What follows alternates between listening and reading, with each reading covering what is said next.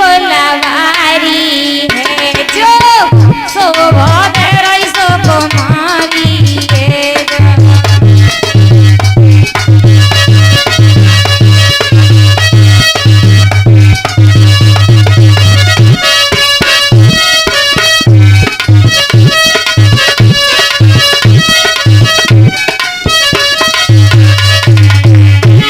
देखा है महाराज शंतनु ने और क्या हुआ।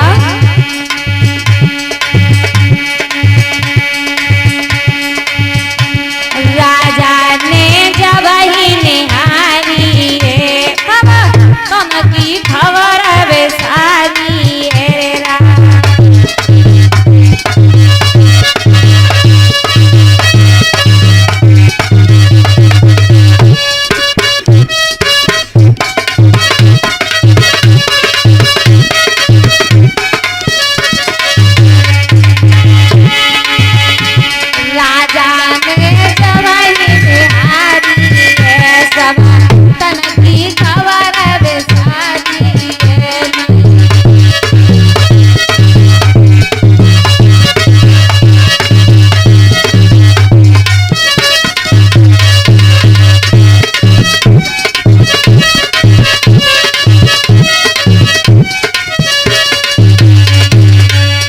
इधर महाराज शांतनु ने जाकर के देखा कि फुलवारी के बीच में बड़ी सुंदर स्त्री बैठी हुई है, बहुत सुंदर। जैसे ही उसके चेहरे की तरफ देखा तो महाराज शांतनु को होश नहीं रहा। मन ही मन विचार करने लगे हैं कि काश इसके साथ में हमारी शादी हो जाए। वो स्त्री कौन थी? वो स्त्री थी माँ गंगा। माँ गंगा ने जैसे शांतनु को देखा वो अपने मन में समझ जाती हैं और इशारे से अपने पास में बुलाया है। माँ गंगा ने वहां पर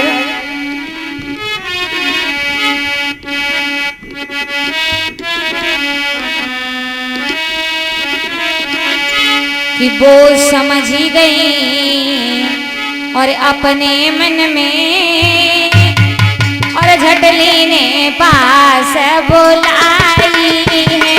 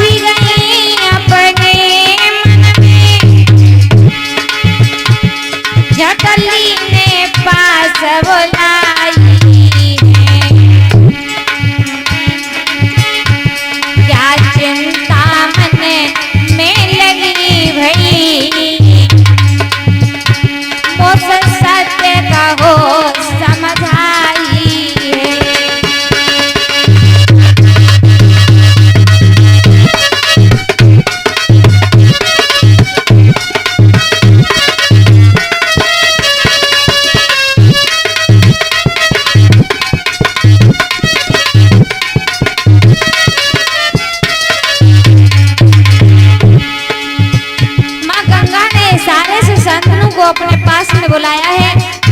जब शांतनु गंगा के पास में पहुंचे तो माँ गंगा कहने लगी है कि कौन हो, क्या बात है। तो शांतनु माँ गंगा की बात सुनकर के बोले, मेरी बात सुनो। बोले महाराज बुलाने से क्या कहूँ आज अपने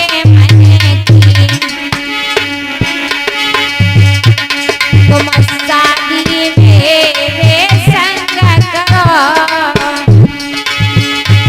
सोभाग्य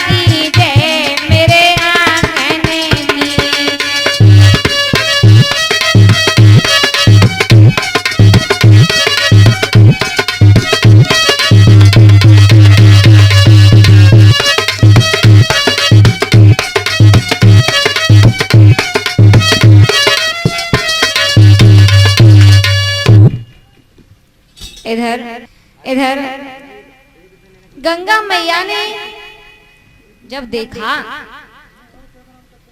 तो उसी समय शांतनु को अपने पास में बुलाया है। और जब अपने पास में बुलाया है तो पूछा है कि कौन हो। शांतनु कहने लगे हमारा नाम शांतनु है। आप हे देवी आपका नाम क्या है। हमारा नाम गंगा है। तो उसी समय माँ गंगा की बात सुनकर के शांतनु कहने लगे हैं कि हे देवी हम ये चाहते हैं कि आप हमारे साथ में गंधर्व विवाह करो। तो उसी जगह उसी समय पर शांतनु ने माँ गंगा के साथ में गंधर्व विवाह किया है। विवाह करने के बाद अपने महलों में वापस आए हैं। धीरे धीरे समय बीता तो यहाँ तक बताया है श्री सुखदेव महाराज ने कि हे महाराज परीक्षित, गंगा मैया ने जब शांतनु के साथ में शादी की थी तो कहा था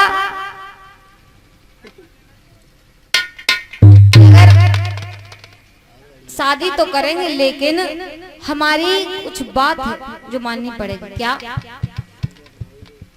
हम कुछ भी करें कहीं भी जाएं लेकिन तुम हमें रोक नहीं सकते हो। जिस दिन भी तुमने हमसे कुछ पूछा उस दिन हम तुम्हें छोड़ करके चले जाएंगे। तो उसी समय इतने शब्द सुने। धीरे धीरे जब समय बीतने लगा है तो गंगा मैया ने एक पुत्र को जन्म दिया है। पुत्र को जन्म देने के बाद अपने पुत्र को उठाया और अपनी ही धारा में बहा दिया। यहाँ तक हुआ है श्रोता बंधुओं, एक नहीं बल्कि 7 पुत्रों को गंगा मैया ने जन्म दिया और अपनी ही धारा में बहा दिया है। इधर नगर के लोग तरह तरह की बातें करने लगे हैं कि पता नहीं महाराज महारानी के प्यार में इतने अंधे हो गए हैं, उन्हें यही नहीं पता है महारानी बच्चों को जन्म देती है और जन्म देने के बाद अपने ही बालकों को की हत्या अपने हाथों से कर देती है।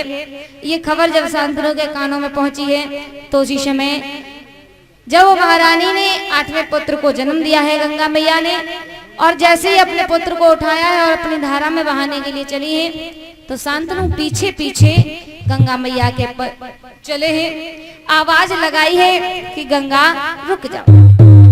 और जैसे ही गंगा मैया को आवाज लगाई, इधर धीरे धीरे जब समय बीता गंगा मैया कहने लगी महाराज मैंने तुमसे पहले ही कहा था मैं कुछ भी करूं कहीं भी जाऊं, जिस दिन तुम हमें रोकोगे उस दिन हम तुम्हें छोड़ करके चले जाएंगे। आज वही समय आ गया। गंगा मैया अपने पुत्र को लेकर के वहां से अंतर्ध्यान हो गई है। शांतनु वापस महलों के लिए चले आए। इस प्रकार गंगा मैया की शादी महाराज शांतनु के साथ में हुई है। बोलिए आनंद कंद भगवान की, साचे दरबार की। आइए बोल लेते हैं भगवान का एक छोटा सा भजन। इसके बाद आगे की कथा सभी भक्त श्रवण करेंगे हमारे शास्त्री जी के मुखारबिंद से।